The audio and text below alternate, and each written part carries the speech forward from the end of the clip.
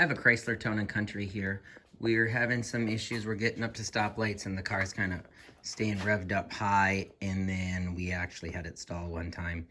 And then once we couldn't get it started. So what we're gonna do is we're gonna clean out that throttle body.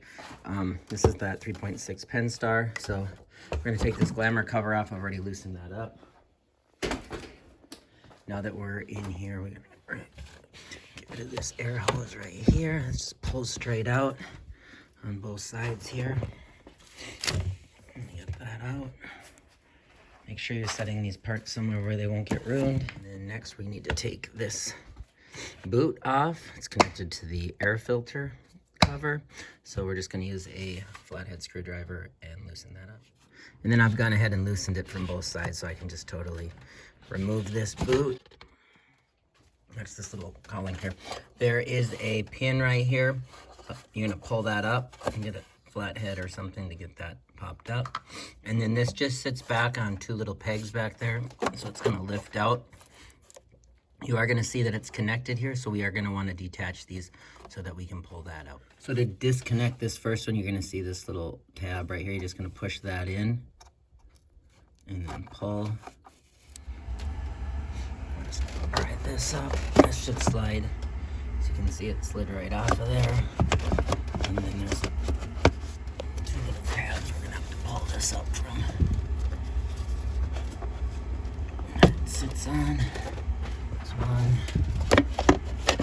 This will slide out. Here's some space. Now, as you can see, we're getting somewhere.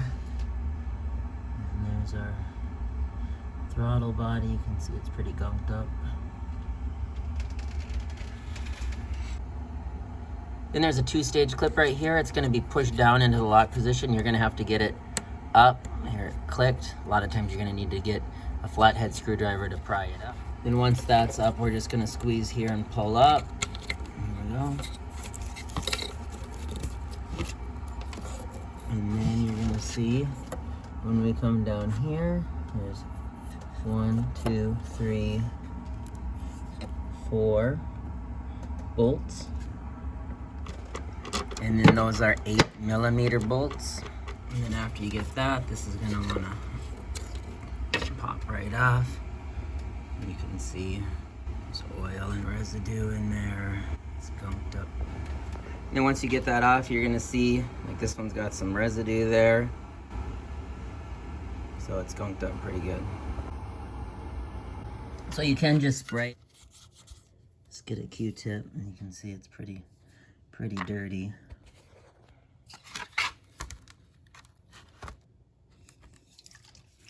And then you can just give it a spray, and then I like to use a Q-tip and get in here. You can use a brush, but make sure you're not using a wire brush, a plastic bristle brush, and then that's not going to scratch it up. Okay, and then you can see this side's pretty gunky as well, so I'm just going to spray that. And we're just going to get in. See how much junk is on there.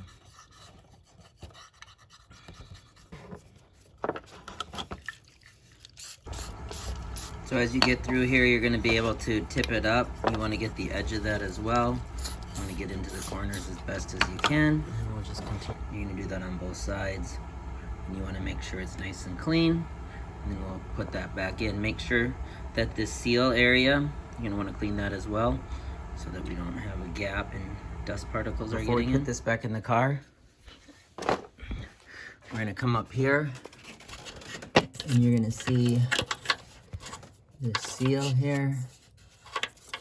We're going to go in and clean some of this residue out of there. So we can just get a paper towel.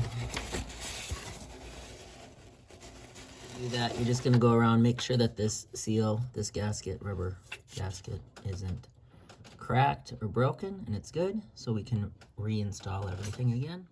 Okay, so this is clean now. We've got the edge cleared off on both sides. That seal there is good. So as we get ready to install it, you're gonna see that little peg right there and right there. Those are gonna fit to the holes on the left, right there and right there. Help you guide it.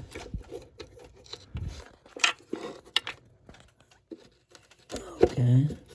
And now we got that seated. We're just gonna take our bolts and put those back in. Then when we put those 4 on, we're just gonna get them to snug, just so they're tight, but not over tightened. You can see the 2 little grommet holes right there. Those will pop in back there. And then you can just use a wet rag and just wipe around the edge where that's gonna seal. Once we get back there, we're gonna wanna get this on here and tip up, and then we'll just reach back with our hands to make sure those little grommets get seated correctly, and we'll push that back down. Okay, so it's gonna take some feeling. I got those into place, and then this is seated correctly. So we're just gonna take that pin, just push that back into place. Next, we're gonna connect our motor here. Now, remember when you're working on this, if you are cleaning your throttle body, you do want it disconnected. You don't want power going to the vehicle because it is an electronic throttle body, and I've not seen it done, but they say they can snap with a lot of force if you're working on it and it wants to close. You can pinch your fingers off. Okay, I'll just slide that on for that click. And that one's good. That's hooked up to that motor. We're gonna put our boot on. Now we'll get the top of the boot. We just wanna make sure that these line up. And this one is kind of hard. You can get in there. This one's an 8mm socket as well to tighten that. If that's the route you'd rather go. And that's what I have right here. So the bottom one's probably easier with a socket. This one's probably easier with a screwdriver. And we're gonna get that snug. Remember, don't over tighten it. We don't wanna crack this. Down here, put that on.